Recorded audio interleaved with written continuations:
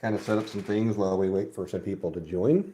Um, Show you what I'm working with here. This is a rigging board. These are for double dropper loops. So you put the spool here, run the line through this little eye, around these 3 pegs. So it comes down here, around, and then back around. So you get 2 lines that'll be here, and those are the ones we're going to twist, and then the pieces up here will go through that loop. And then we've got another eye here for guidance, and then this is where we will either put another spool, or in this case, it's where we're just going to hang the loops, because we're going to set up various tests. So where we started with this was, nobody's seen these yet because I haven't posted them, but I did it with 20-pound mono and with 50-pound Trilene Big Game mono. And I was not impressed with the results. And give me just a second, let me get over here to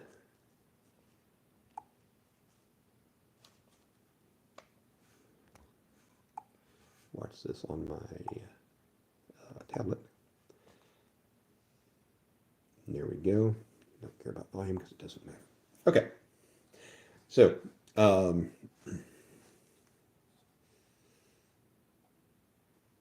make sure I got everything public, all I can say, yeah, so we're good. Okay. It's Saturday night, everybody's, what is it, after midnight, so I understand if people aren't up. So, I was doing the standard 6 turn, 6 half turn, 3 full turn. So I think I'm going to tie some 50-pound 4-turn and some 50-pound 8-turn. Start off with those anyway, because the results were they weren't good. They were not even close to being good. The highest one was 43.5. The lowest one was 27.0. And some of them had the knots slip. So that's also something where I'm trying more and fewer turns. So fewer turns obviously is not going to help the slipping at all. But I want to see if the strength improves any. And then, of course, let's go ahead and, ouch, that was sharp. Get some spools ready to tie onto these.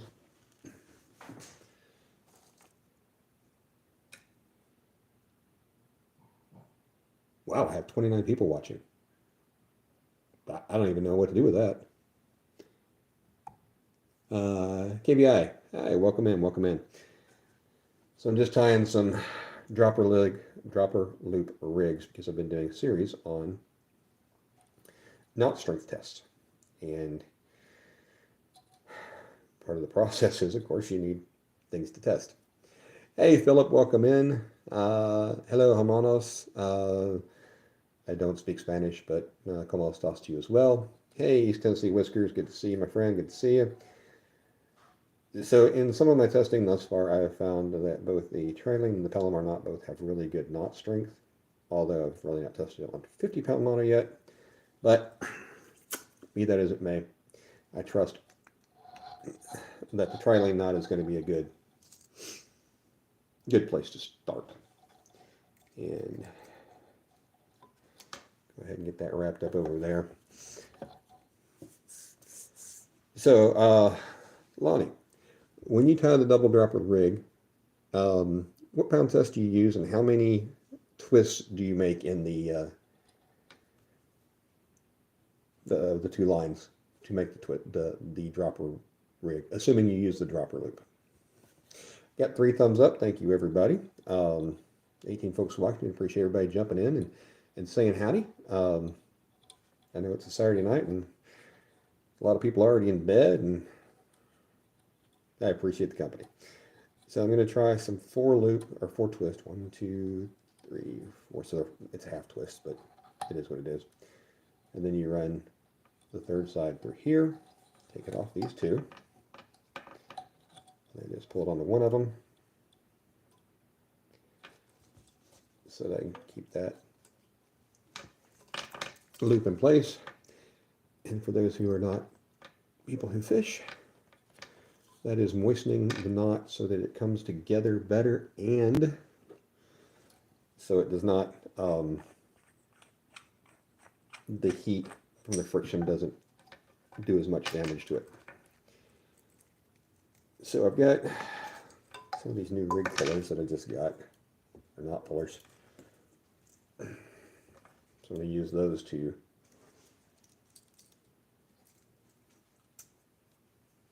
sit this down as good as I can. So like I said, with the even with the 6 twist, I had some of these knots just failing, are sliding out. So I don't want that to happen. So that's why I'm seating the knot the way I am. And that's going to be too long on the swivel side, but that's okay. The main thing here is we'll just get a starting point. Hey Philip, what am I doing? I'm tying knots for fishing. I've got a knot tester back here that pulls on one end of the rig, and the other end measures the pulling force. So if you fish, then this could be very, very interesting to you, because different knots have different strength, and some of the common wisdom that we've always been told of, I'm not finding true. So, well, I can appreciate that, Philip. I'm assuming that's got to go as opposed to good to go. So I understand not caring. I really do. It's boring to people who don't fish, and maybe possibly boring to people who do fish. Hey, Gigability, good to see you, my friend Billy. Just tying up some rigs here. I am doing 50-pound mono right now with dropper loops. I did some tests earlier today. They haven't been published yet, but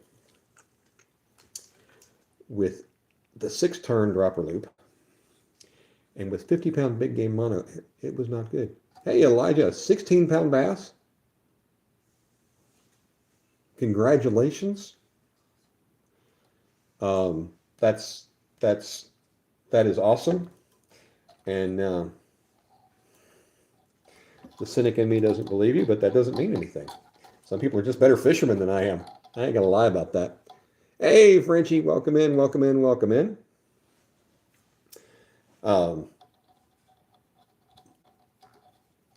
the 6-turn, I had some of the results were, like I say, the best one was 43.5. The lowest one was 27. And most of them hung around that 30-pound mark on 50-pound mono, which is, everybody can tell that's not good. So I'm going to test a 4-pound or a 4 twist, as well as an 8 twist, and see if that makes any difference. Chevy, I'm glad to hear it. I'm glad you're learning some useful information. You know, that's the shorts feed is so much like TikTok that sometimes when you scroll through, you're like, oh my goodness, what have I run into? And y'all may be saying the same thing. Let's see, I'm on 3 now, so let's get the 4th one going. So we're going to do 1 twist, 2 twist, 3 twist, 4 twist, and these are half twists now. I already lost count. 1, 2, 3, 4. So part of doing these tests and being accurate about them, of getting accurate results, is having accurate starting points, right?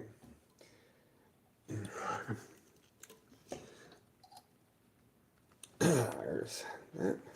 And I typically run 5 tests. So there's 1, 2, 3, 4. This will be the 5th loop on here. And then we can go into to tying some other incarnation, which in this case will be an 8 twist. 1, 2, 3, 4. And these are half twists, so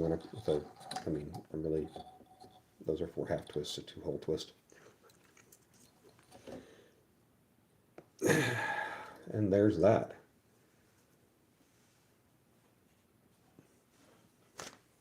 Excuse me.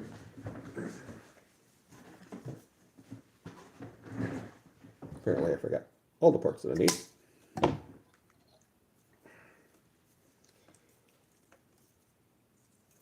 And to keep them separated, I got baggies.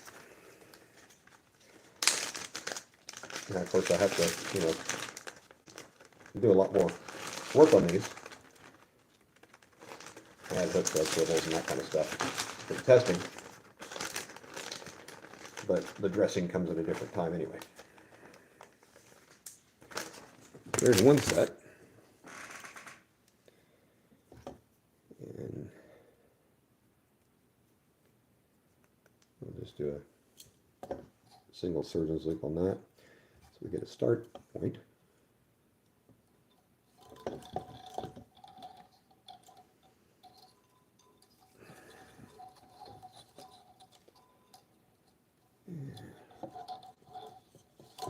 So Gig, do you use the double dropper loop? And if so, how many twists do you put in this part?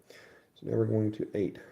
1, 2, 3, 4, 5, 6, 7, and 8. And Gig, how's your lovely wife doing? I haven't seen her in chats lately, but I also understand that, she's probably got other things to do with her life too.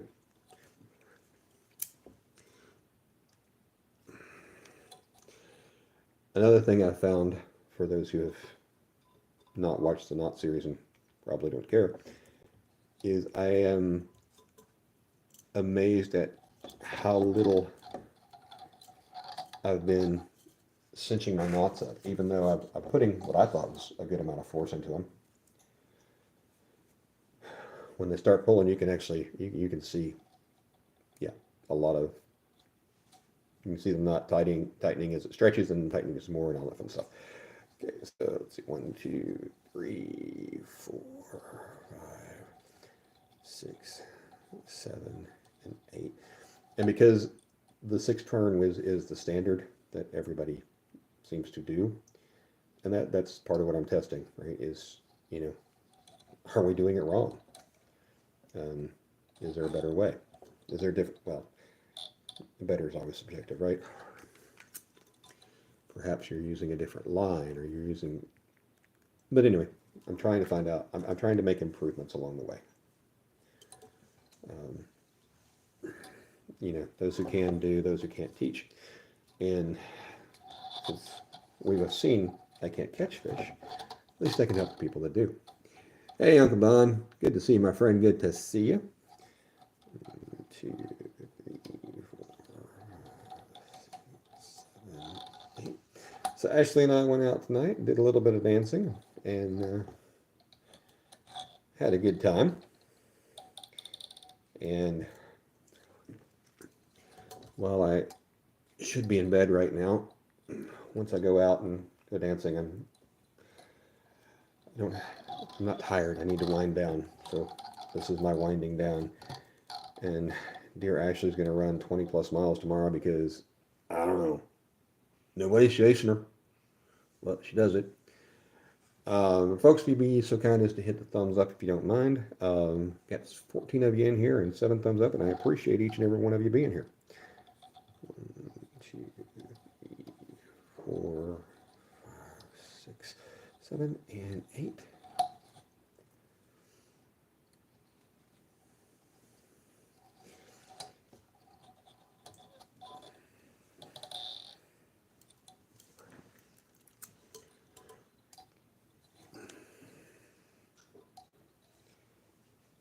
So I got 1 to 2 to 3 to 4, and this will be the 5th one.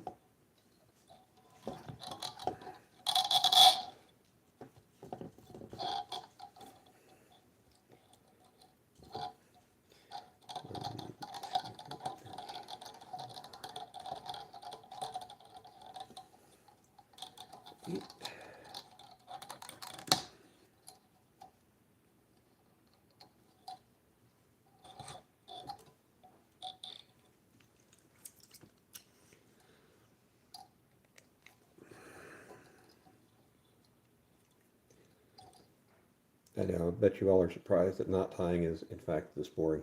I was as surprised as you are. And I did start off with just a little surgeon's loop here. I'm going to cut that off. Just so when I do my test, I go, what's this? Because I will need to add accoutrements to it later to dress them all up so I can do the pull test, because I want to do them with hooks on them and all that fun stuff. So there is my 50-pound 8-turn. Let me check and make sure that my chat isn't. Well, I know people have had problems in live streams with the chats just freezing. We're not advancing, but I've got this on. There's my laptop, my tablet, and then my phone's doing the recording. And put all that in there.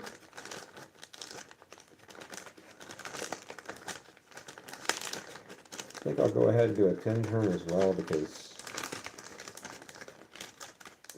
I like completeness. I mean, that's really only 5 full turns, so.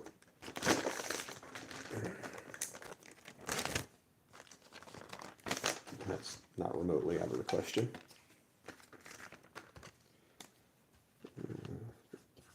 And 10 turn.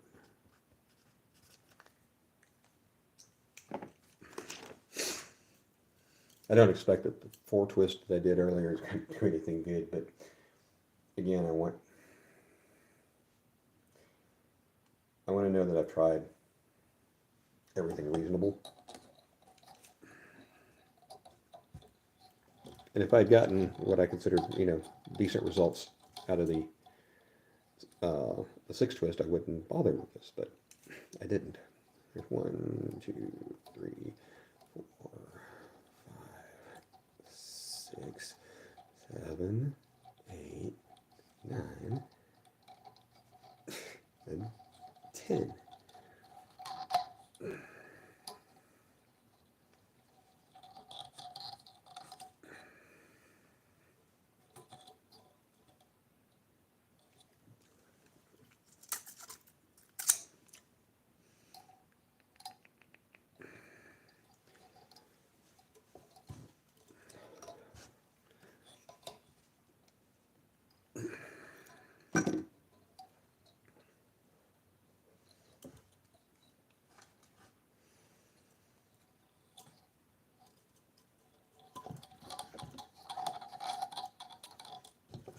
I love this rigging board. Makes things so much easier. 1, 2, 3, 4, 7, 8, 9, and 10.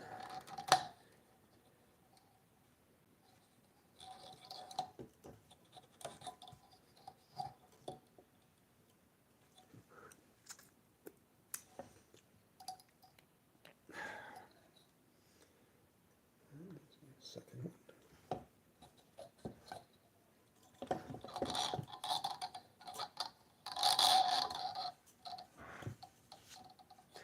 Oh, and Lonnie, I got my Shenanigans Fishing sticker in the mail today. So I got that up there.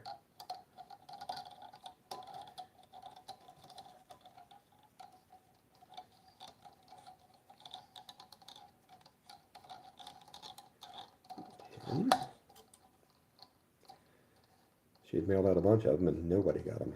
And apparently her postal worker is not the greatest in the world.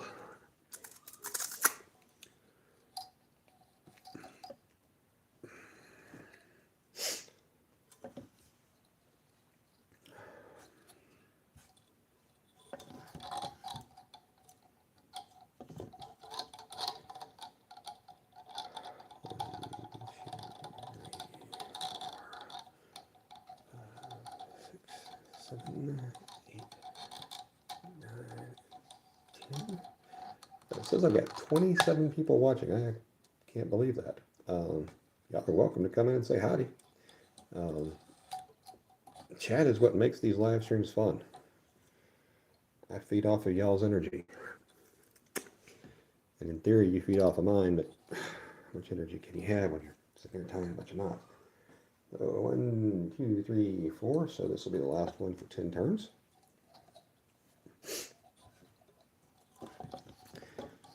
And if knot tying and knot testing interest you in the least, please do like and subscribe to my channel. I'm in the middle of a knot series video that, yeah, I've got a lot of stuff that I've been doing with these. So 1, 2,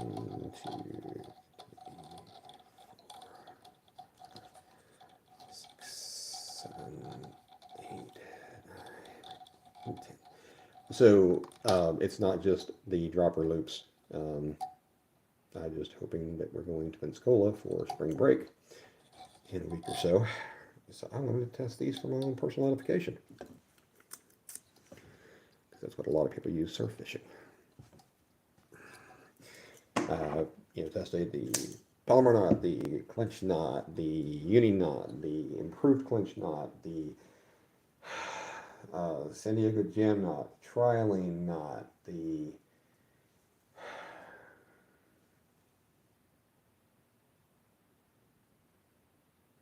snell knots, several of them. And the snell knot was very interesting to me. The strength of the no-knot snell is very close to the breaking strength of the line, not the advertised line rating. So not like, in this case 50 pounds, but if the breaking strength is 60, then it's getting 58 or better typically. I was very surprised that the no-knot snell fared as well as it did, and it's so far the strongest. Okay, so now we've got the ability to do a 50-pound mono test with 6-turn, 8-turn, and, 4-turn. I've already done 6-turn, 8-turn, and 10-turn. I'm going to use this Sufix Superior Mono, and I'm going to do some with these because I've been using the Trilene Big Game, which is an inexpensive line that a lot of us use. But, maybe certain knots work better with certain lines. And if you like the guy from Project Farm with him, we're going to test that. Hey, Damien. So I tend to fish for panfish, catfish, and also whatever I can find in the Gulf. The only trout around my area, I'm down near Memphis, and so the only thing we have are stocked rainbow trouts during the winter because, well, they can't survive the summer heat. So they're just stocked to be caught and eaten, and then whatever doesn't get caught ends up getting eaten by other fish or dying off during the summer. Now, that does not to say that over in Arkansas, there's the White River and such that they have trout year-round, and they have cold enough water and all that. And over in East Tennessee, of course, they have cold enough water, just not around Memphis. Okay, so with the 40-pound trilene, or not the 40-pound trilene, the 40-pound Sufix.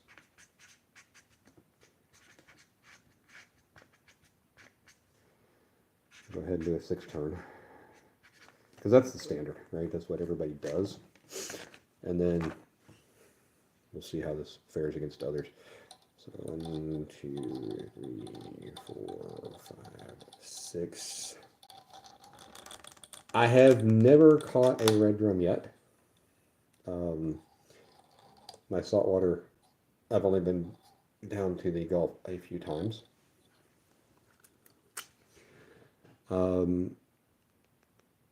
I've caught a permit. Still have not caught a pompano yet. I've caught a few bluefish, some hardhead cats. Of course, everybody catches those and hates them. Some gap top sail cats. They're beautiful. They look kind of like I don't know, a blue cat, but with very long fins. Gorgeous. Yeah, the hardheads. I already said that, smarty pants. Um, Caught a, what I believe it was a glass nose skate, glass something skate, um, which is similar to a ray, but not. Um, and then sand trout or white trout. Um, they're like sea trout or speckled trout, which are not actually trout anyway. It has the two fangs in the front, and but I didn't realize I could keep them, so they went back. And I'm hoping to go after some sheep's head this time around. Of course, red drum, black drum, redfish is red drum, by the way. Um, Pompano, whiting, whatever I catch.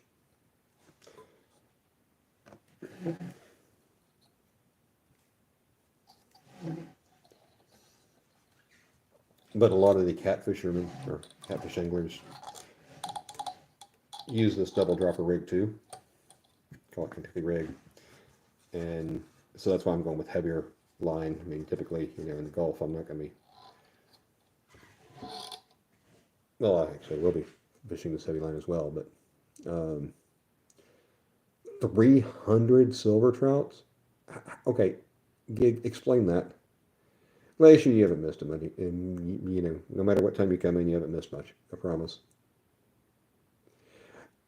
Yet the coastal species are amazing, saltwater species in general, because in freshwater, even in the rivers, right, even in the Mississippi River, you get estuaries and stuff like that, or maybe you only have estuaries and saltwater. I don't know. Anyway, you get feeder creeks and that kind of stuff. You get places where the fish can hide from the current. And when you get into the ocean, there's always current flowing. These fish, that all they do is get shoved around by the water. And they are some strong fish. Billy, we got shrimping, I guess? I still want to know how you got 300 white trout. Or silver trout. I assume silver trout, or silver trout the same as white trout, sand trout? I don't know. I don't know. I don't know. You're trying to confuse me. I do need to get your phone number so every time I catch something of what is this, I can go, hey, Billy, what's this? And then you can laugh at me. And yeah, anyway. 1, 2, 3, 4, 5, 6. Rod and reel? I mean,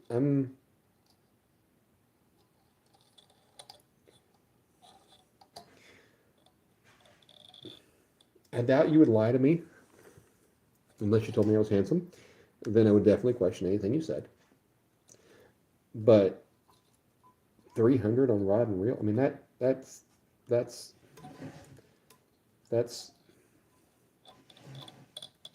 that tells me that Cat is much better at fishing than you are. I don't even know what to do with that. I truly 300. I mean, I have. Make sure I'm telling the truth here.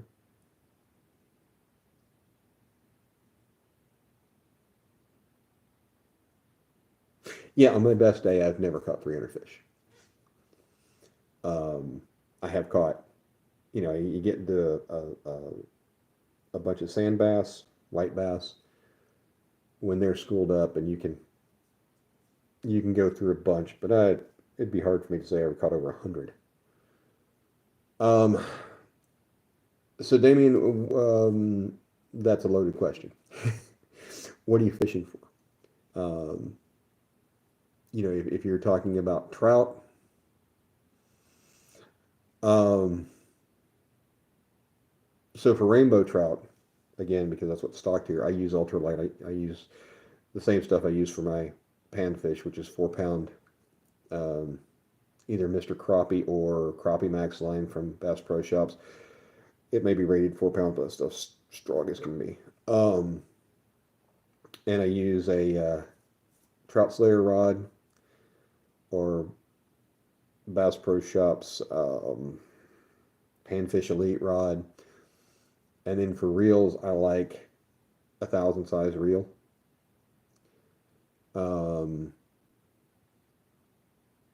I like the Daiwa Regal LT. It's about a $60 to $70 reel. 10 ball bearings. It's light. It holds a ton of line. It's a deep spool. I wish it weren't, but it is. But that's kind of my go-to panfish setup.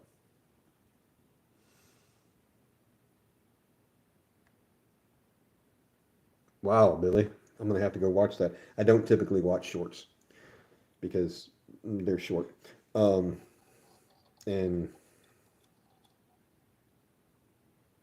a lot of times it's what I've already seen in the live. So anyway, being remixed. 1, 2, 3, 4, 5, 6.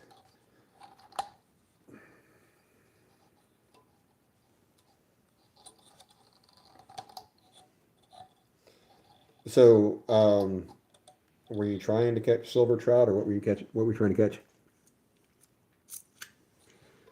Or were you just, out fishing for whatever bites, using shrimp or whatever? Let's see. There's 1, 2, 3.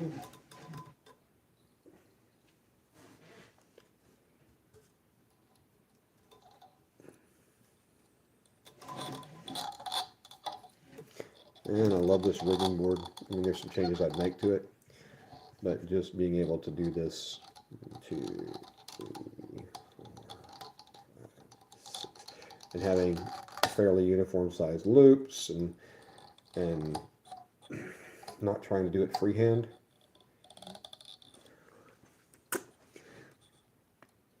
Because freehand is just not fun. And I mean, you can knock out a ton of these things quick using a rigging board like this. All it is a 5 pegs, 2 hooks, and 2 eye hooks, and yeah. 1, 2, 3, 4, 5.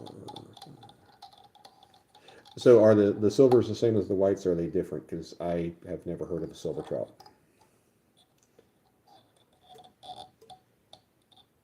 And how big were they getting? Because the ones I've caught were, 10, 12 inches. Let's see. 1, 2, 3, 4, 5. Yeah, I got all of my need on this one.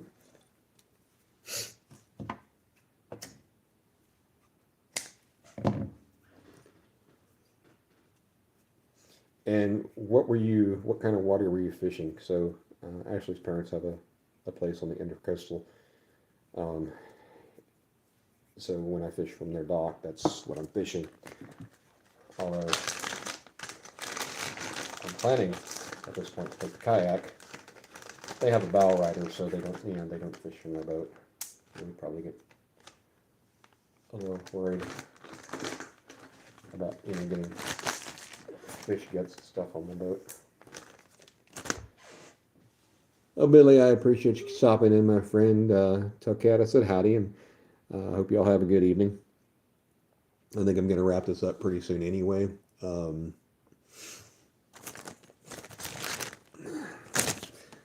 got 4 good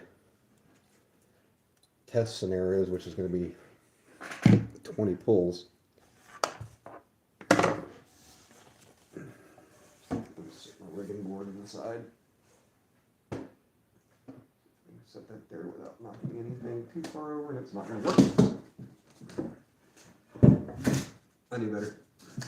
Of course, that pretty much explains half of my life. I knew better, but did it anyway.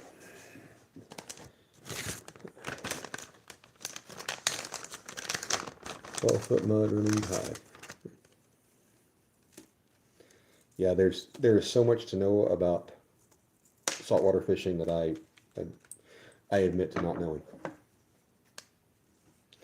and that's big of me, because I like to know everything. And when it comes to salt water, I mean, there is so much snow. One is the tide. I mean, freshwater, you don't have to deal with that nonsense. Is the tide coming or going? I don't know. Is it coming up or going down is about all I care about. And then I really don't care because I'm out fishing.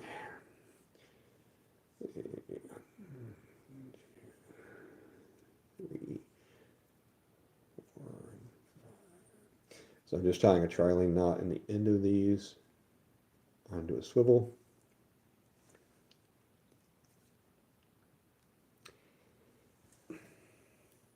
Well, tying an ugly trilene knot.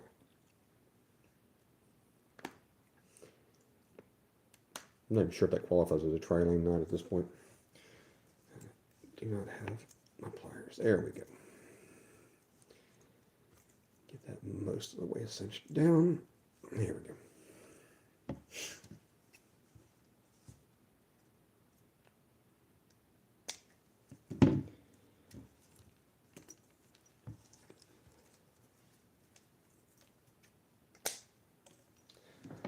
Let me go find my pliers, or my little scissors.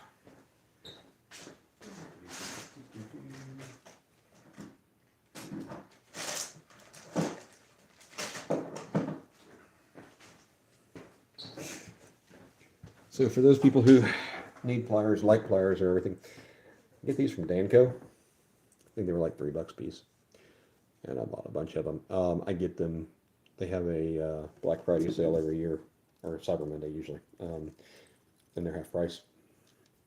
And I try to stock up on my plier needs and scissor needs during that time. I really like Danco's equipment.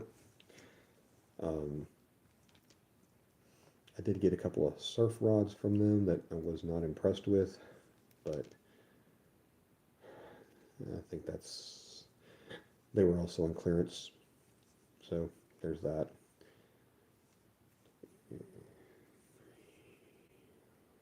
Four, five. Just the fit and the finish wasn't very good on them, but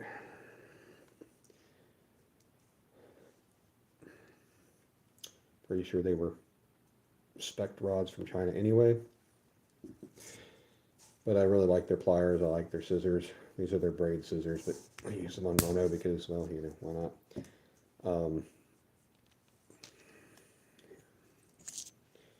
See if this will get me any better.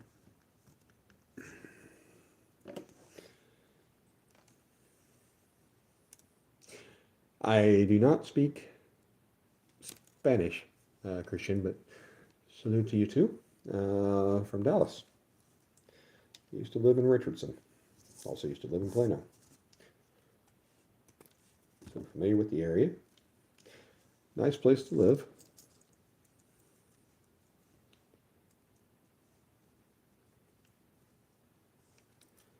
I miss Dallas a lot. I miss the fishing in Dallas. I mean, they had, 5 or 6 lakes, 30 minutes in one direction or another. I used to fish a lot at Lake Lavon up in Wiley. And Ray Hubbard, Lake Louisville, a little bit at Ray Roberts. Yeah, I miss Texas fishing. Memphis, we get most of our water, or we get all of our water really, from the Sand Aquifer. So it's an underground natural storage of water and purifying and all that kind of stuff. So we don't have watersheds like they do in Dallas. Also really used to love, down in Gun City, something Creek, Cedar Creek. I love that lake.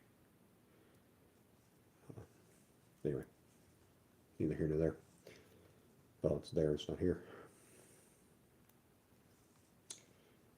And I'm just tying up a bunch of knots to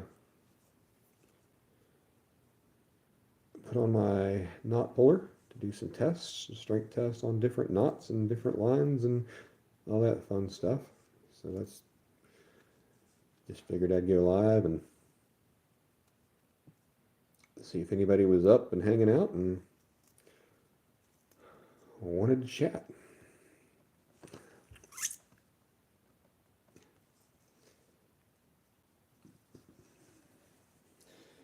I didn't used to tie the trilane knot. I really had never paid any attention.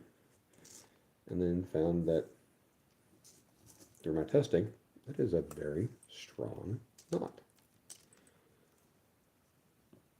And easy enough to tie. It beats the clinch knot and the improved clinch by a long shot, and it really isn't much more difficult to tie. I feel bad, Ashley is over here, and I'm here playing on YouTube. But I also know that she has to get up early in the morning because she needs to, whether she needs to or not, she's going running. About 20 miles she's going to do tomorrow. She's getting up early to do it. And I know that if I were in bed, I would just be tossing and turning and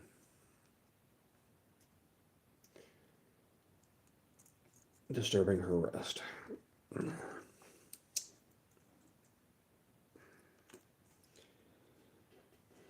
Okay, so on these,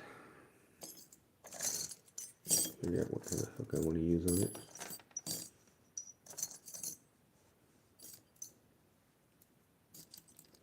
I try to use the same setup on all of the poles so that I get, so I don't have a lot of inconsistencies, right? Or try to be as consistent as possible. So these would be 10-aught owners, which is, you know, for 50-pound line is, for catfish, is certainly not out of the realm of expectations. And then on these dropper loops, I just use what becomes a hitch knot. Let's go through like that. Billy Dude, so the Palomar knot is a strong knot.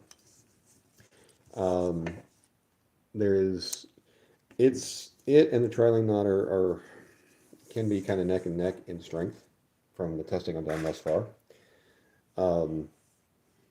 But what I can tell you is that you can tie the Palomar knot wrong and not get good results out of it. And by wrong, I mean, you know, like getting twist in the knot and things like that, that will weaken it significantly.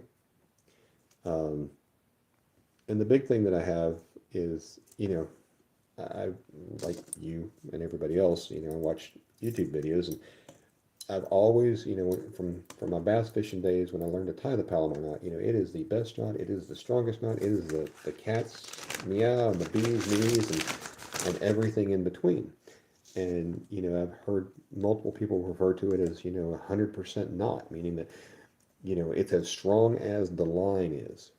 And that is not true. In my testing, I have found that most of the knots are going to break before the line does. The only real exception I've found to that is the no-knot snell or the knotless knot. But of course, you know, you want to be using a circle hook if you're going to be using a snell knot. And anyway, I just didn't expect that the no-knot snell would be that strong. I expected it to be one of the worst snell knots, actually, and it is the best knot performance overall. But the Palomar and the trilane knot thus far, because I only tested 20-pound and some 40-pound, have been the strongest, you know, like not to, line to swivel or line to hook knots that aren't, you know, like I said, snell knots. So, but I even saw a video recently. A guy claimed that there was the knot that he was using was a 200% knot. And so if it's 200% of the strength of the line, how can you ever test that? How can you can't test over 100%, right? Because the line's going to break. And if the line is going to break, then that's as strong as you're going to get out of that knot. I mean, the knot may not break when the line does, but you can't test it. Because once the line breaks, your pull force is dead. There's no, Anyway, and then there's, there's the other aspect of the 100% knot, which is 100% of the line rating. So, but I found like 20-pound trilene big game has about a 28-pound breaking strength. So, I'm concerned with how strong it is against that 28 pounds, not how strong it is against 20 pounds, because, that's not the actual breaking strength of the line. Let's see, I'm going to need more hooks.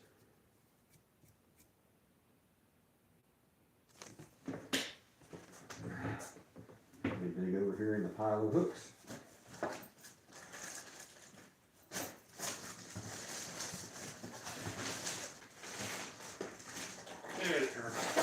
I may have said owner earlier than Mustad hooks. Mustad 10-aughts. The Demon Perfect Circle inline black nickels.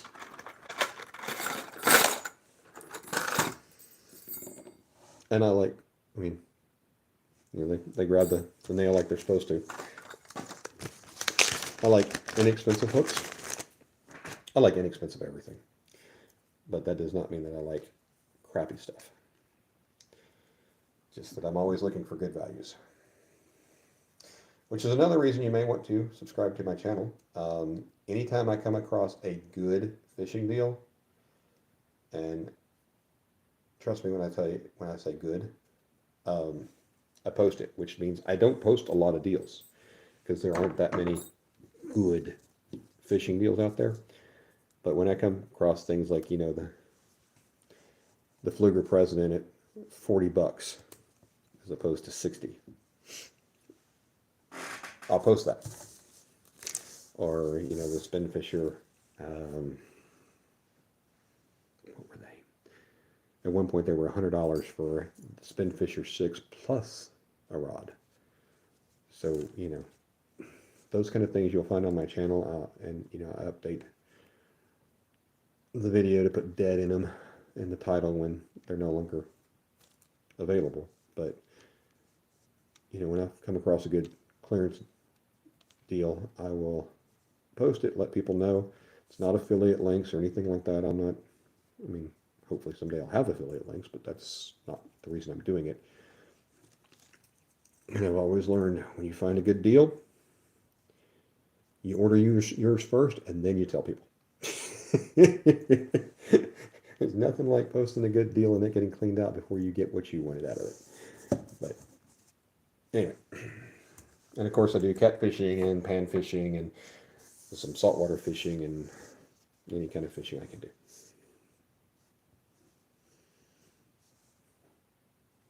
The other good thing is, even if you don't like my content, I mentioned other channels that do fishing, and you may like them too, or more, or at all.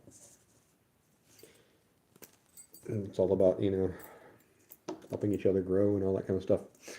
But yeah, the Palomar knot is it's got good strength to it. You just need to make sure that you tie it correctly, and don't introduce extra twist into the knot. And then of course, wet your line and cinch it down, all that stuff. Although I have not tested the whole wet versus dry knots, which I probably should. Actually, there's no probably to it. I should, because that may be another one of those things where, we've just been something we've always been told and never verified. And it's not just, these few lines that I'm going to be testing. This is what I'm testing right now, but I'm going to end up doing some braid tests, because the braid knots, the Palomar knot in braid is not good enough, not by itself. And it's kind of funny because I was watching in my research for this, Roland Martin actually has in one of his videos that the Palomar knot is the only, great strong knot for braid, best braid knot, yada yada yada. And it's not. If you tie a standard Palomar knot, it'll pull out every time, because braid is, for one, it doesn't stretch, so it doesn't cinch down tighter and tighter as you go, as you pull on it. And then of course, it's slippery. That's one of the features of braid, for better or for worse, right?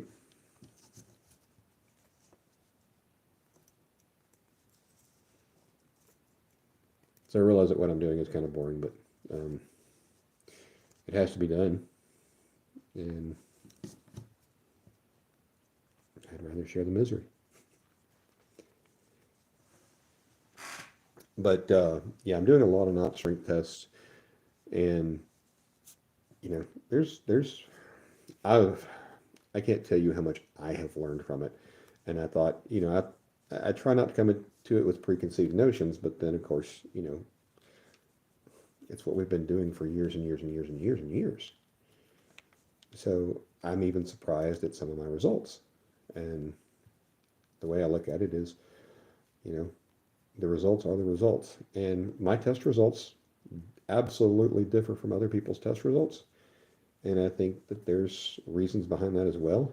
One of which is, let me tie this up. The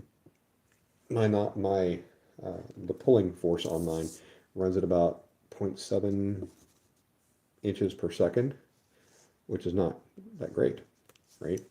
Not that fast, but a lot of people were doing like using a fishing scale and pulling just as slowly as they could. And that's not how fish are gonna, when you break your line on a fish, it's because the fish is turned and is pulling away from you. You gave a sudden burst of energy, or you were setting the hook, or something that, just that stretch, that stress right then and there. And if you're not trying to pull with some force on it, with some level of speed, I mean, that the reason that I got the puller I did, of course, price was a concern, but there were others that, were like a third of a inch per second, which is just, I mean, even with the rod and the stretch of the mono and everything involved in that, when a fish turns and starts making a good run for it, I mean, you don't have a lot of time for everything to slowly move into place. But anyway, if I didn't think I was putting out a better test, I wouldn't do it, right? I didn't like a lot of the methodology that I was seeing. I didn't like, or they weren't doing the same knots that I wanted to do, or that,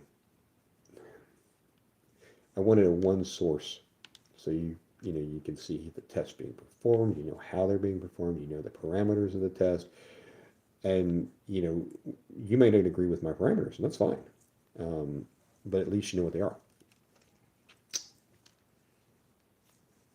and hopefully that will, the point is education, and that's not me educating you, that's me educating myself and you getting to watch, because like I say, I have learned a ton from this that I did not expect. One is that I don't pull my knots tight enough. I thought I did. I thought, thought if I pulled them any tighter, I'd break the line. Apparently, I'm not the Hulk that I think I am. But just watching your knot continue to cinch as you pull on it, and it can definitely make you feel a little weak. But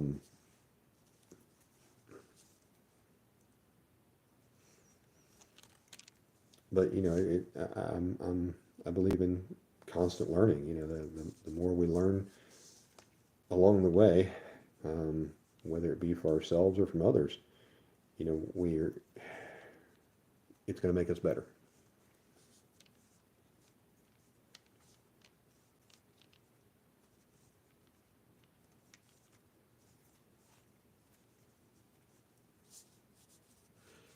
So you use Palomar and braid, and it hasn't slipped yet. Okay. Has it broken? And the reason I ask that is, I mean, it's not like the knot is going to slip immediately. You know, it's not like, you know, you put a half pound of force on it, it's going to slip. What I'm saying is the line will slip before it breaks. I mean, you know, at some point, you put enough force on anything, it's going to fail, right?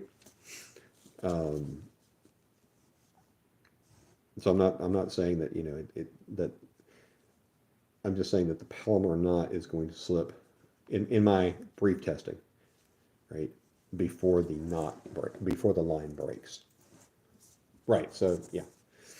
The other thing, and this may be of interest to you, so I've been watching a lot of the guys in the Gulf, and you know, for the last year plus, and they use spinning rigs. I've always used bait casters. That's from my bass fishing days. Get some of my belly out of the picture here. And they use braid, which I mean, typically use mono, and they use shock leaders. And so I was like, okay, well, you know, they're using pretty knots like the FG knot and the SC knot and stuff like that, or even the Uni, and they're running, you know, 10 plus yards easily of mono leader. And I was like, well, you know, I use 3 or 4 feet of mono and a swivel, and that way I don't have to worry about these fun knots and them going through the guides when you're casting and all this fun stuff. But what I found is that's not enough distance, right? For you're going to get actually a decent amount of stretch out of mono. I'm kind of impressed at how much mono stretches before it breaks. But if you're going to use it for shock leader, and there's a difference between a shock leader and just trying to hide the line, because monos and fluorocarbon are supposed to be less visible than braid to the fish. So if you're looking at line shy fish, then you know you may just care about the invisibility factor. But if you're using it for a shock leader, so you can, you know, give it a giant heave ho, then you need more mono in there. Plus, if you tie that longer shock leader, then if you break off or you want to change hooks and stuff like that, then you can do that and not have to, you know, tie on a whole new leader. Anyway, as you can see, I think a lot about things that probably are not important to most people, but that's, yeah. So you know, like I say, I'm not saying that the Palomar knot is a bad knot for braid. I'm just saying that it's not stronger, that it'll slip in my testing with the lines that I've tested, and it hasn't been that much, but it's been enough that I'm confident in saying that the knot will pull out before the braid breaks. Slide this a little further away.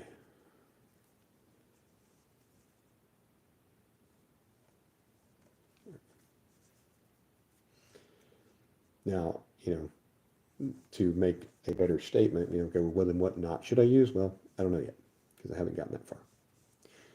It was more I was playing around with the tester, and I would do that. I work from home, and during the day, you know, a thought will pop into my head, and I'm like, let me go test that real quick. And then I'm like, didn't know, didn't expect, whatever, right? I can't tell you how much I have enjoyed having that knot strength tester, even though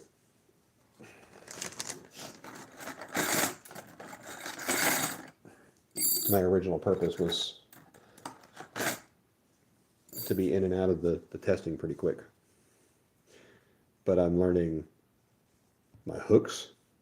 I had some hooks in there that were 1/0 hooks that I was using with 20-pound mono, and when I ran the test, the hooks bent badly. So those are trash can bound.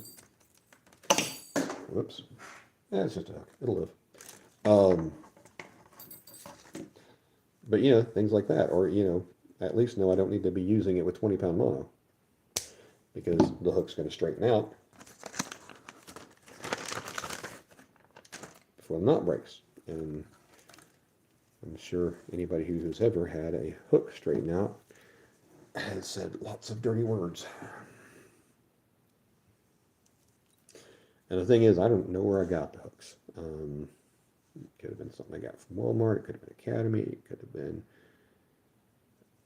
Amazon. It could have been Temu. Yeah, don't yell at me about Temu. I think we all have to learn our silly lessons every now and then.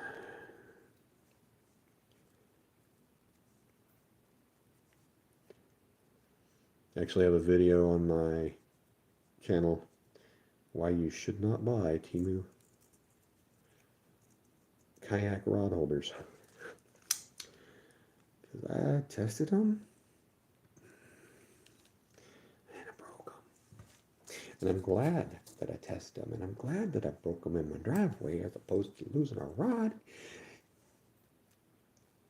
to Davy Jones Locker. But, I tried to be cheap and get, $10 rod holders, thinking, well,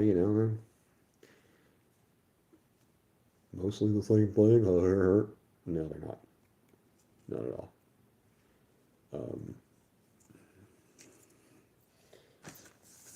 But you live and you learn. Because I like good values, and I don't necessarily care where the good value comes from as long as it's a good value. And those were a foolish purchase. Still, I had probably 4 or 5 of them. So the ones that I still have, I will use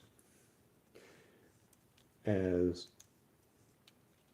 places for my rods to hold, just to hold extra rods. But they will not be used for like trolling or catfishing or anything that, could get a good bite on them. They will be stationary, just, like I say, extra rods that are in the kayak. I do have a kayak and a boat. So if you're interested in kayak videos, I plan to do a lot of fishing this year out of my kayak. Good night, Don. Thanks for stopping in, my friend. Good to see you. Good to see you.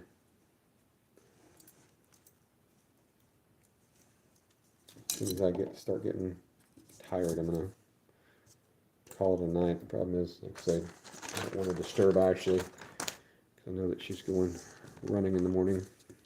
God bless her heart. She runs even though nobody's chasing her. But I'm also very proud of all of her accomplishments that she does in these races.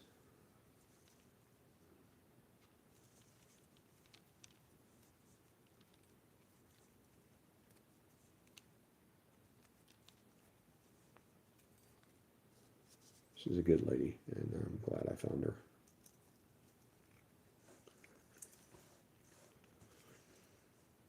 I'm kind of in awe of her and the fact that I found her, because I look back on when I was dating and the number of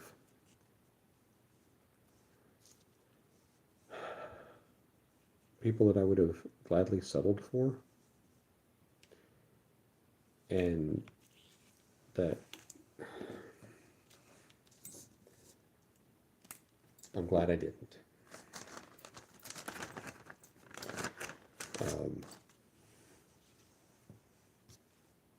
She's a very special lady, and she's not broken.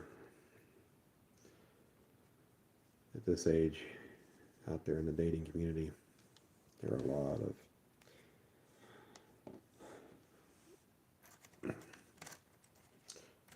broken people, and there are some that I'm willing to try to fix, and there are some that are beyond what I can fix.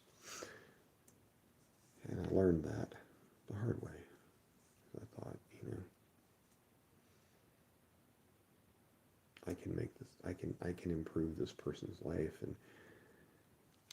and sometimes I can't.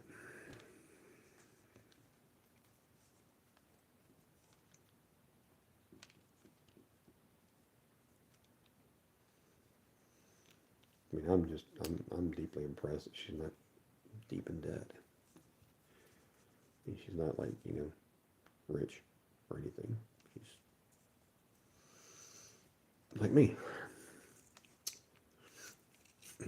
She's makes enough to pay her bills and doesn't have a mountain of debt. There are a lot of people who, got out of a first marriage or a second marriage, and the excuses are very thick of, he ran me into debt, but whatever, and, over 50 grand in credit card debt. I don't know how to fix that. I actually heard of, how was it phrased? Something about, I'm not interested in financing the fun you had before me. Of course, I'm sure if my ex-wife were telling her stories that, I'm sure I ruined her life and ruined her credit and ruined all this. Although somehow I recovered after we got divorced. Anyway, I'm not saying anything that's going to be helpful, so I'll just shut up.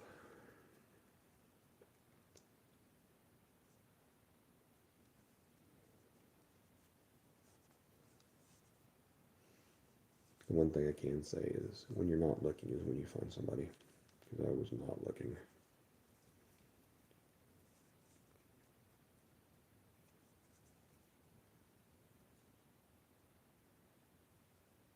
And I just flirted with her because I was looking for a no. Just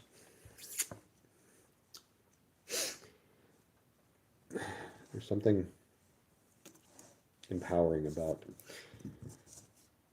being able to approach somebody and being told they're not interested, and then just laughing about it because you really didn't care. You were just goofing around. It took me a long time to get there. Long time. So I used to take rejection very personal.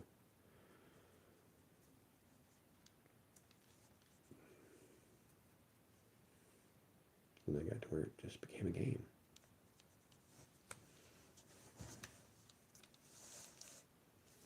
It's a way of humoring myself.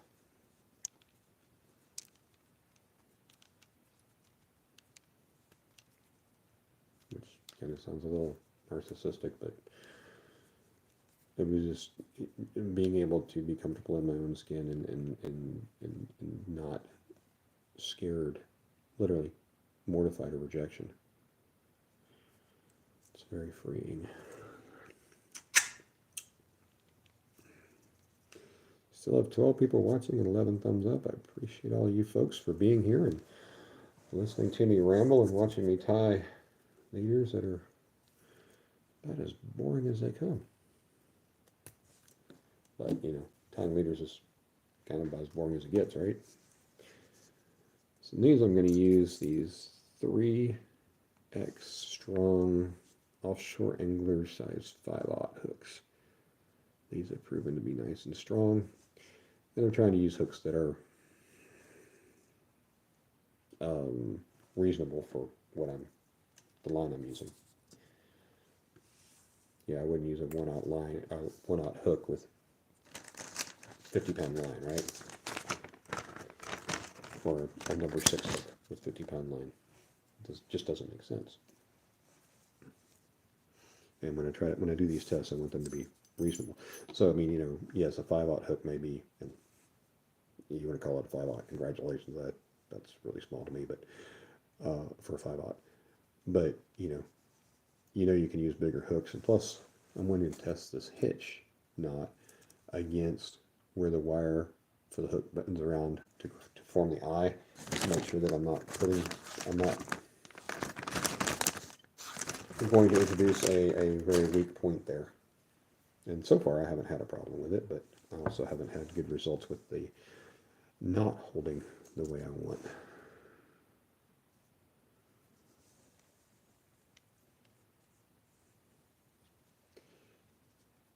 Got a great wife going on 3 years, 10 years total. Wouldn't trade it for nothing. She went fishing with me tonight in 30-mile-an-hour wind and 40-degree temp. Yep, those are keepers. And um, it's good to have hobbies that you guys enjoy together. And for the longest, um, in my marriage, it was like, we did everything together. And I've grown to the point where, Ashley will go fishing with me sometimes. I'll sometimes go fishing near where she's running, and she'll come by and hang out for a little bit. But she has her hobbies, I have my hobbies, and we have our hobbies. So, it's not like, we don't do anything together. But, when she goes out running with her friends, I'm like, have a good time. And I'm sure I'm invited to go running with her. I would just slow her down and complain and cry and do a lot of complaining and crying, I promise. I don't understand running. I do understand it. I mean, understand the mechanics behind it. I just don't understand doing it for fun.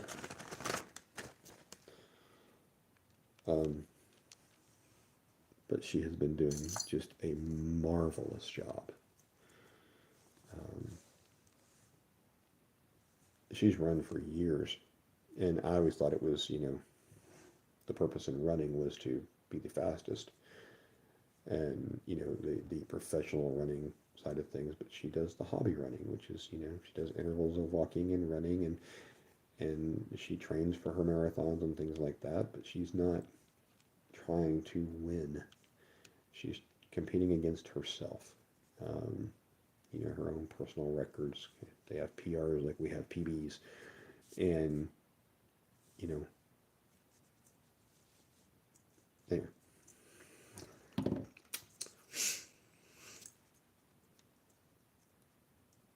I love one of the groups, their motto is, we're a drinking club with a running problem. Which is, tongue in cheek, but it's still funny. I love, it's people that run for fun and fitness and the shared hobby and that kind of stuff, and they cheer each other on, and it's like nothing I'm used to. Everything I've always seen as a competition, and it's not to build each other up. It's to, it's to beat everybody. Fishing tournaments are, yeah, you do the cheering and stuff, but to me, a fishing tournament has always been, I want to win.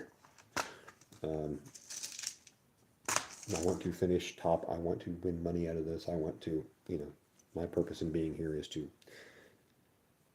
take all you suckers down. And guess how many tournaments I've ever won. So anyway, but that's still my goal, right? Now YouTube tournaments are different. The catfish community is different. My goal at one point was to be a professional, but was to be the next Kevin Van Dam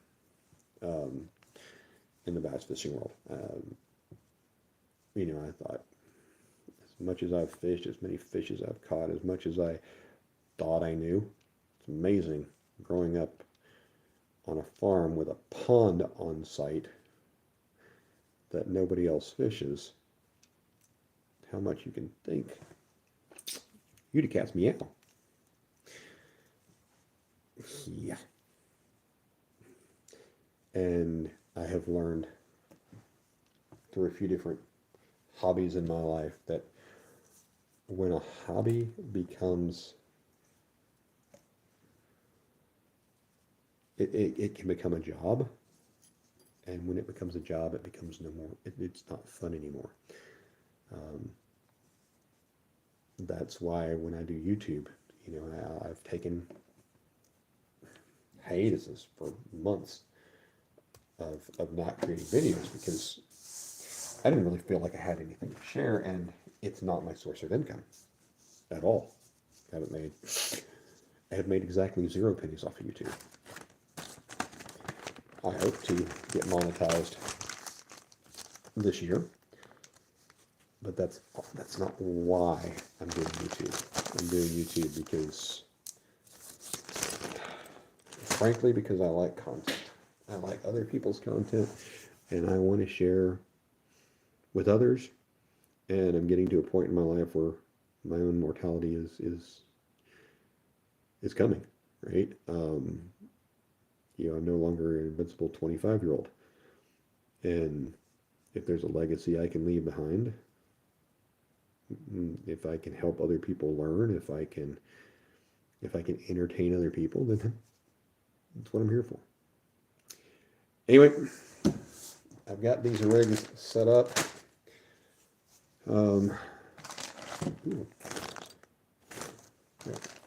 Yeah, so I've got 4 good test sets set up here. So that's 4 videos that'll be coming up on those. Think of what else I can tie. Got those. 40 pound, 20 pound, multiple turns, 50 pound. There's going to be some 100 pound and some 60 pound tests. But for right now, I think that's what I've got. Let me check my crimps. See what I've got in the crimp land over here. Give me a moment.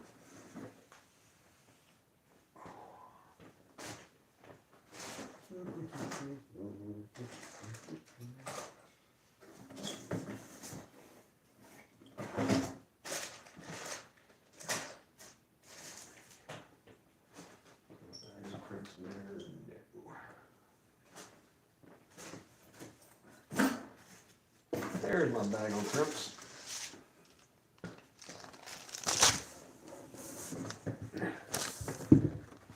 So I have a whole bunch of different crimps.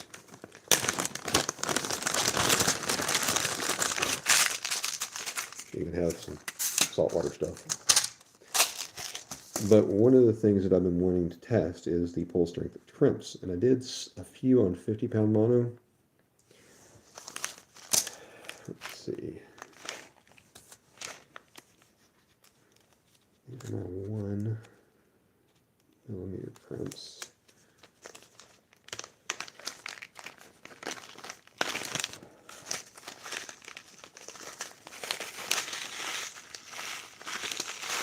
I think these are from 100 pound mono. I hate doing 100 pound mono tests because my rig puller maxes out at 100, 110, 115 pounds, somewhere in there. Yeah, so these are my 100 pound crimps.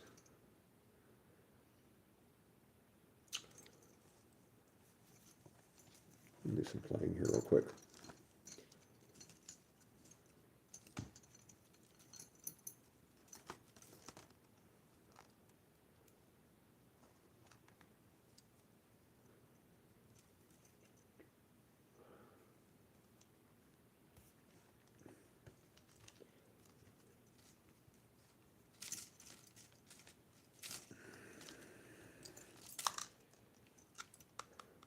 Oh yeah, I'm going to pull these, so I don't need them to be too long. Where's my...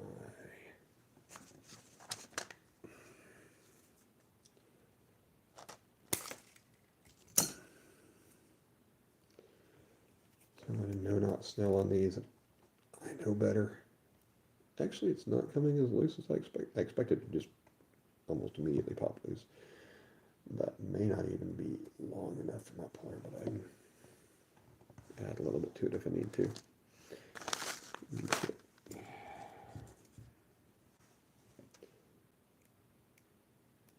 Down there, and I'm going to need my ball bearing swivels because Eagle Claw swivels, these 1/0 Eagle Claw swivels are rated, I think, 60 pounds. So I got some of these 9 km ball bearing swivels that are rated for 110 pounds. I did break one of these already. Broke it at 70 pounds, but it's one that I had used on multiple pulls. So that could have just been metal fatigue. Or it could have been just one defective, and I mean, that's just kind of how it works. So to do these crimps, I'm using these oval connectors or oval crimps. So you want to kind of make the loop as small as reasonable, because you're going to have, you don't want to spring too tightly against the edge here, because those edges are still, you know, kind of sharp. And then when you go to crimp them,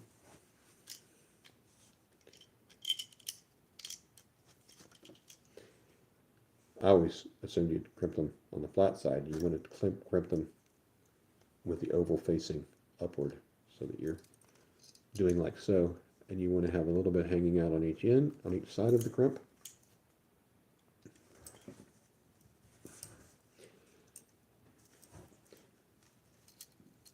And that's what a good crimp should look like. And then a lot of people want to apply heat to this little tag end that's sticking out, kind of mushroom it up, so that if it slips, it gives it a little extra protection. But I don't know if I believe that. But anyway.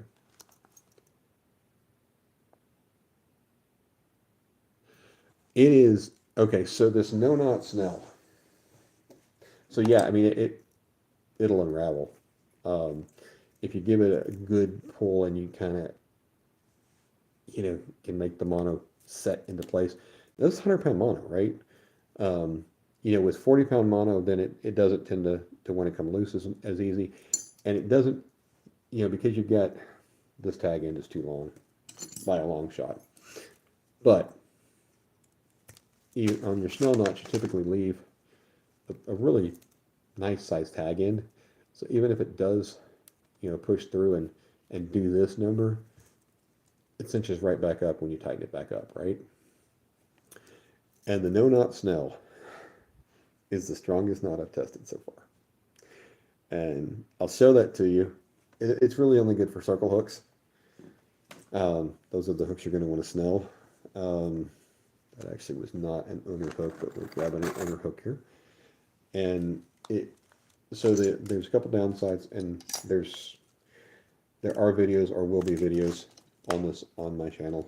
I got a playlist for knot tutorials as well as the knot test. So you always want to go through the front of the eye. So that's the side that the point is facing. So that you come down like this. You have to have both ends of the leader available. So you've got the tag in here, and the hooks are made out of one piece of wire, and it comes up and it bends around, almost touching itself, and that's how it makes the eye. Well, you want the side that's solid, not the side with the break. So you want to wrap around, starting on the side that's solid. You go around, whatever, I have not tested the number of twists, but you know, 6, 8, 10, who cares? Anything above 5 should take care of it.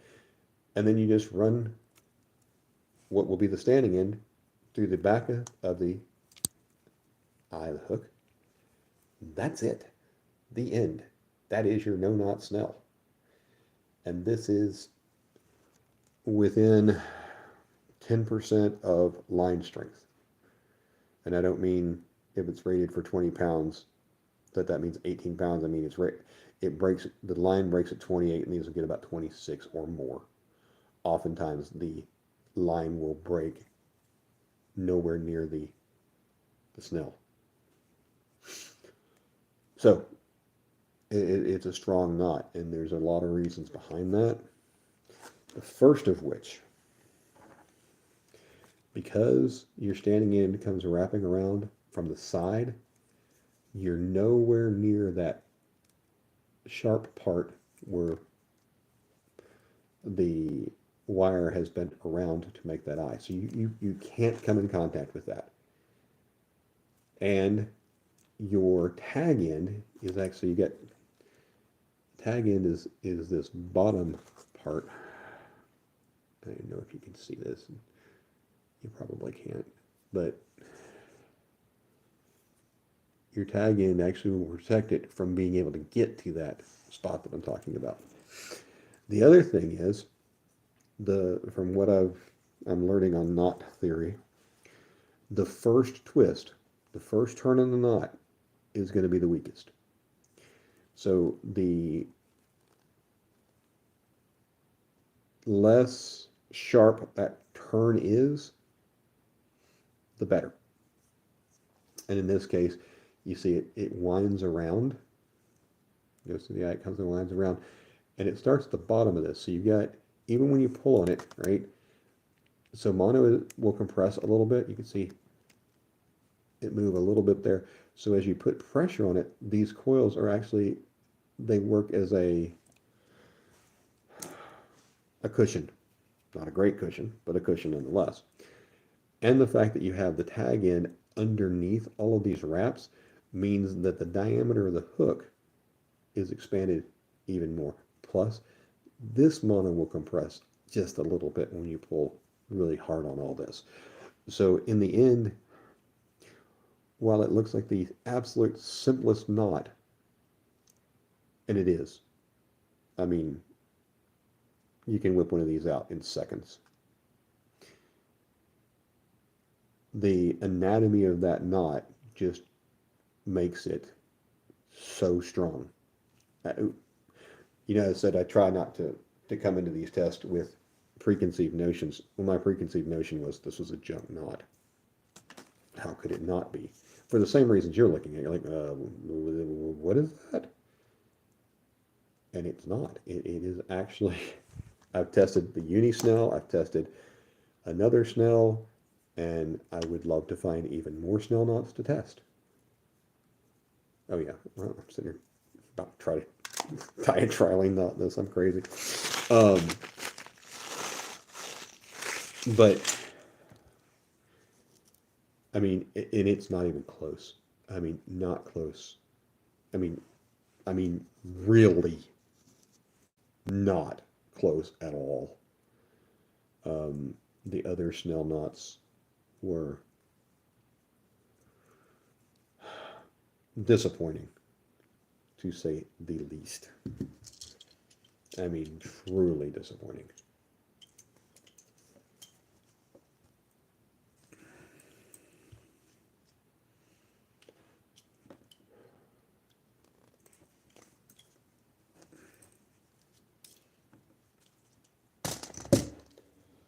That is too, right, you idiot. That's too long. I have 12 inches of pull available with my knot puller. And with this much length, it would not be able to break the knot of the line, because it needs, mono stretches a lot. I mean, we all know mono stretches, but I did not know how much it stretches.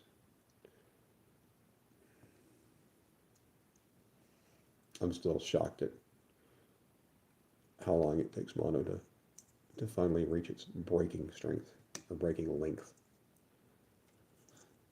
That's more like it.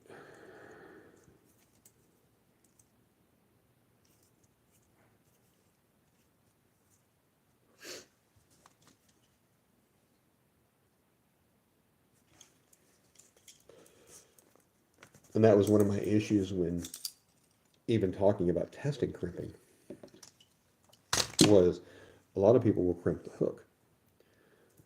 Well, everything that I've been told, and I don't have a good way to test this, is you always want to come, you want this trigger action, so that, as you pull it over your hand, this trigger makes it, catch, because the line comes out and it acts as a fulcrum, all that fun stuff. So when you're using a crimp, it's loose on the end, which is, everything I've heard says you don't want a circle hook to be like that. So that's why I'm tying the no knot snell on one end and the crimp on the other. Let's see. There's 2 of them. And I apologize because I know that I geek out on this stuff. And, you know, I start talking about this stuff and my eyes start, you know, coming alive, and everybody else's eyes are like glazing over going, what? I don't know on braid.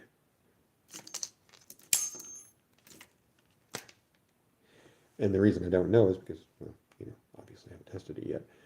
But I can't think of a reason why you'd want to use braid directly to a circle hook.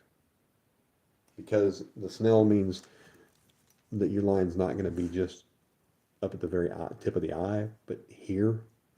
And in saltwater, of course, everything has teeth. But even in freshwater, you know, your catfish, they have sandpaper teeth. I mean, they can do a number on your thumb. They're not going to bite it off or anything, but they can, you know, they can definitely scratch you up pretty good. So they can also damage the line. And also, especially with catfish, you're in such structure all the time, or not structure, cover, that you need to be worried about the abrasion.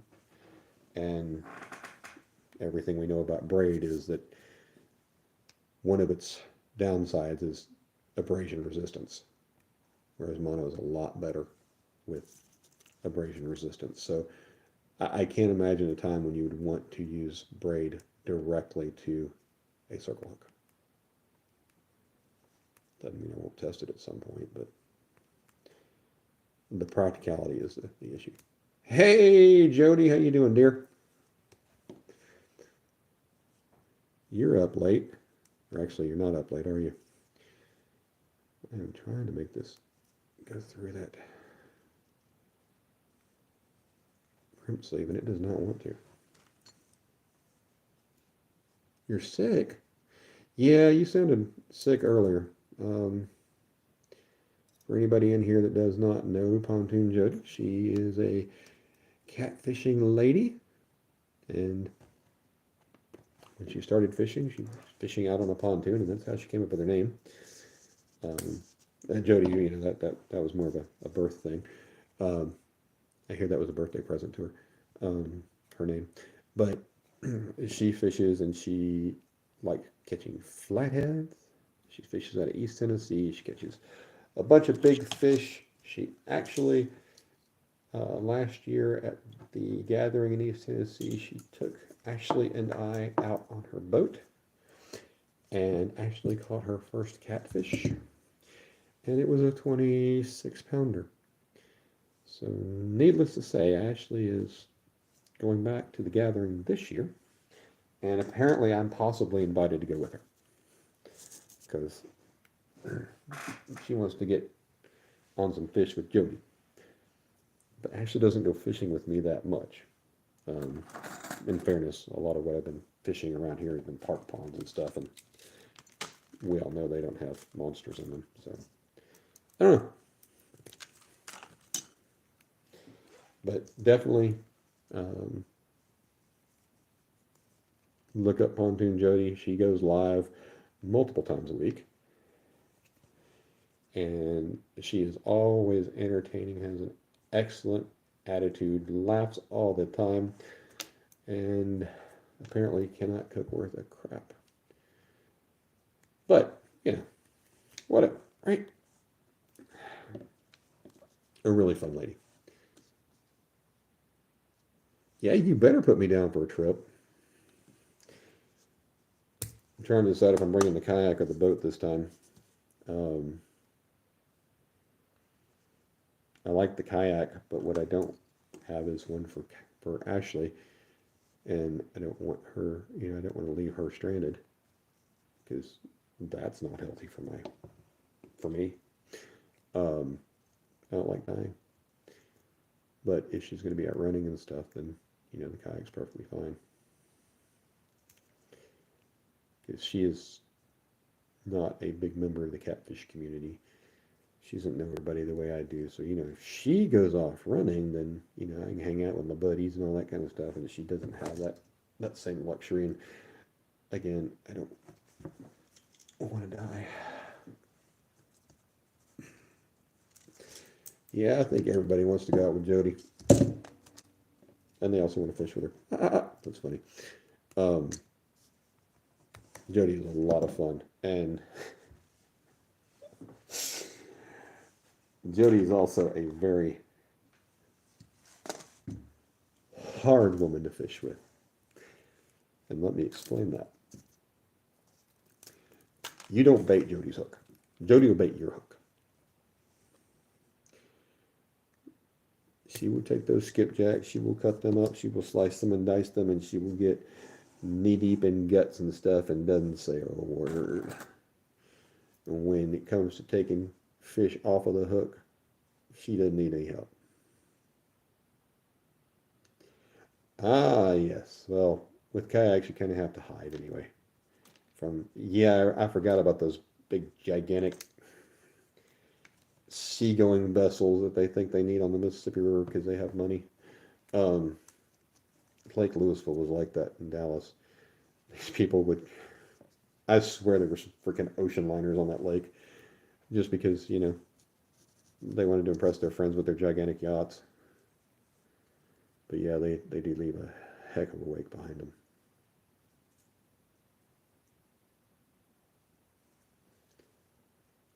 I just enjoy fishing out of a kayak. I feel so close to nature when I do that. More so than a boat. I can't, with a kayak, you can't, go 90 miles an hour to the next spot, and you can't cover near as much water, and the water you do cover, you cover much more thoroughly. And, you're forced to, quote, stop and smell the roses.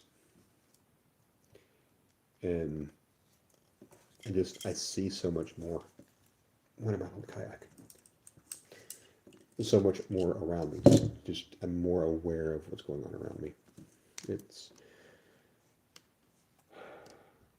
just amazing. I think it's probably the difference between driving a car and riding a motorcycle.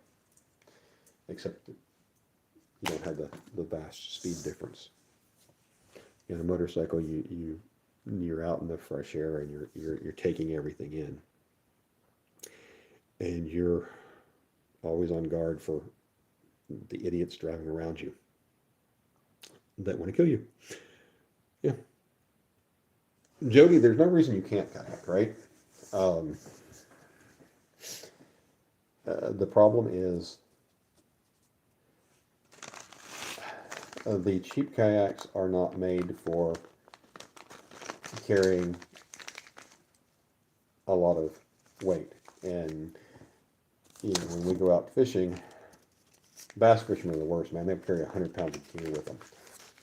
But like these rental kayaks, they're not nearly as stable because they buy the cheap stuff that has a 250-pound weight capacity, and part of that. Oh, you have a bad shoulder. Oh, mine has a motor. Yeah, I don't paddle. I mean, it has a paddle on it, and I use that to get started, but just to get away from shore so that I can drop the motor. But yeah, no, I understand. I mean, I don't understand necessarily, but I understand what you're talking about. But they are a blast. As long as you are wearing a life jacket when you fall out and can swim. That's a story for another day. Yeah, the motors are not inexpensive. Some of these motors, I mean, they're the same general trolling motors that we use on our boats, except typically they're 12 volt. If you're staying in a standard type trolling motor, they've got some of these electric outboards that are like 3 horsepower equivalent electric outboards, and I mean they'll zip you up to 8 or 9 miles an hour. The one I got goes maybe 3.5, but earlier, folks, when I was talking about how I a very competitive person and didn't understand running as, a way to encourage others as opposed to I'm out to win it. Jody is out to win it. She, if Jody ever challenges you, do not make a side bet on it, such as I'll wear a dress if I lose, because you look really cute in a dress. But now there are times that Jody has lost, and one of hers was, she had to, well, she's supposed to jump off the end of the dock, but she couldn't because the water wasn't deep enough, so she waded out there to about shoulder height and ducked under and everything. It wasn't safe for her to actually dive into the water. But yeah, she is competitive, but she's also a blast to fish with. I mean, she had three of us on her boat, and she's baiting up rods and throwing them out, and hey, there's a fish on that one, and not, I even if I'm out with Ashley, it's hard for me to go, hey, there's a fish, let me go, and not want to grab it. And she is very good about that. She's very good about letting other people catch the fish, and she will help you, and she will net it, and she will take it off the hook for you, and she will hold it in front of you if you're scared to touch it, and the whole 9 yards. It's fun. But it is officially 2 a.m. Central Time, and I'm finally getting wound down for the evening. I've got 5 different tests I can run on my Knotbuster 6000 toy, and so there'll be some videos out on that. Again, thank you all for sticking around. Like, subscribe, and all that fun stuff. I hope that you've found this evening entertaining, and we will see you next time. Thanks, everybody. Have a wonderful evening. Good night, Jody. Oh, wait, what? Okay, I'm waiting. You just wanted to see if I'd wait, didn't you? I really need to sit forward because otherwise I look like Jabba the Hutt. You know what's great about a sit-stand desk? Watch, see? I just got thinner. Neat, huh? And normally I wouldn't have the camera angle this low, but I was tying rigs and I figured people would want to watch that. Did I tie a snell knot hook? Yes, ma'am. Did the no knot snell on one end and a crimp on the other. And spoiler alert, the no knot snell is ridiculously strong. I mean, like the strongest knot I've tested so far. And I've tested the uni knot snell, and I've tested the whatever where you make the you go through, you make the loop at the bottom and you wrap it all around and you run the tag in through. I've done those, and the no knot snell is by far kicked their butts. The knotted snells did not perform as well. The no knot snell, one of the great things about it is the fact that, when you come back around to go through the eye with the standing end, you're coming around from the side. So you're never going to hit the bottom of the hook or the bottom of the eye where the wire is bent back around and you have that sharp spot. And that in and of itself adds a whole lot of strength. And then you've got, because the standing end starts at the bottom of all these wraps, you've got some cushion there. You also have the tag end that's underneath all those wraps, which gives it additional diameter, because as you bend the line, the outside has more pressure on it and the inside doesn't really do much. So the tighter that gets, the more stress you put on the outside of the line of the bend, and the less that the inside of that bend can do. Yeah, I honestly, I thought the no knot snell was going to be a joke and would fail miserably in my tests, and it didn't. It performed best. And I have an entire playlist of some of my knot tests. I have stuff scheduled through Tuesday at this point, and I'm going to do more over the weekend because I'm hoping not this next week, but the following week to be in Pensacola. So I'm going to have a lot of content coming out I mean, I can if you want. I mean, that's not going to give me a strength test. That just allows me to hook myself. Um, yeah, I don't really understand this whole, trigger action stuff as much as other people. I don't have a way to test the validity of that. I just go with what I've always been told. Um, but a lot of what I've been told, what we've all been told over the years about knots, I'm learning is not necessarily true. Oh, sometimes a pinky. Oh yeah, look, I don't need a hook in my hand, lady. I know what you're doing. I know what you're doing. I am stupid, but I ain't that stupid. Anyway, I'm going to call it a night, folks. Thank you all for joining. Thanks for sticking around. Thanks for the likes. Thanks for the people who have gone to bed and left it running, because it still shows 9 people in here and I know better. I appreciate the watch hours. See, JK. See, nothing beats crimps.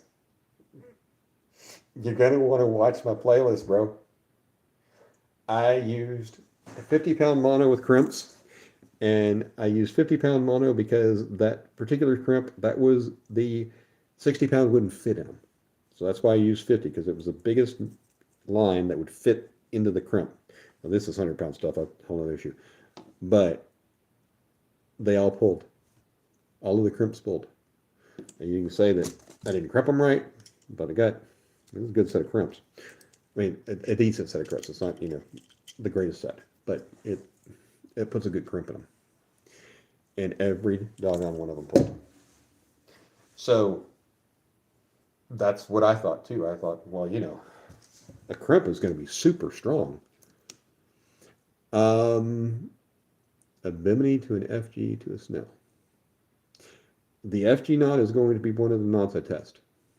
And I did one pull. I had one FG knot already tied. And I think it was either 20 or 30-pound braid onto, I think it was 20-pound mono. And the FG knot is not what broke. The mono broke. Anyway, like I said, there's playlist on my channel. I'm in the middle of testing stuff, so I don't have. I've got one crimp video up so far. I don't have any FG knot stuff up yet. I've done 20-pound mono. I've done 40-pound mono on a lot of the knots. I will be doing up to 100-pound, and I hate doing that because my knot tester only goes to about 114, and 100-pound mono is pretty much not going to break before 114 pounds typically.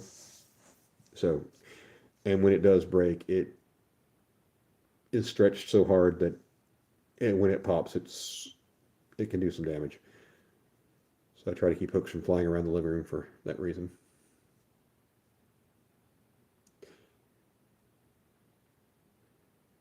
I don't know what a spider knot is. I don't know what a no-name is, but I did test some loop knots. They haven't all gone live yet. I tested the Triple Surgeons loop knot. These are going to be tested. These are the dropper loop knots. I've got a whole bunch of tests on those. I've got a couple that are going to be posted in the next couple of days. Like I say, I've got, as it is, I'm trying to release 2 videos a day so people don't just start unsubscribing because too many videos.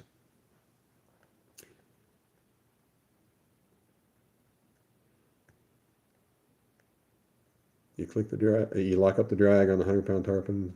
Yep. You stop them or pop them, and that's exactly what's happened to me. I have popped off 2 good fish in the Gulf, and I lost a rod to one of them because the rod was gone before I even knew it was moving. But I popped off 2 good ones, and I'm going back for revenge. You rarely have a knot fail with most knots. You know what? Let's see if I can dig in my bag of trash here for a second. I don't know that I can and find something useful. But when I've broken off, I always thought that it was the line that broke and not the knot. because I expected to see a curly Q at the end of the knot if the knot had come loose, and that's not the case. A lot of the lines that I've broken at the knot, like at the improved clinch knot, it usually breaks at the very top. Neither one of these even look like an improved clinch, but it breaks at the very top of the knot where the line comes out. And when it does that, it has a pretty clean cut. It doesn't have curly cues and stuff like you would expect if the knot had come undone. But when a lot of these knots break at the knot or even inside the knot, and it doesn't look like it from the line. I'm telling you, I have learned a ton of information from doing just the few tests that I've done so far, and I can't tell you how much I like my little knot buster. Anyway, folks, have a good night. I will see you next time. Appreciate you watching. Have a good night.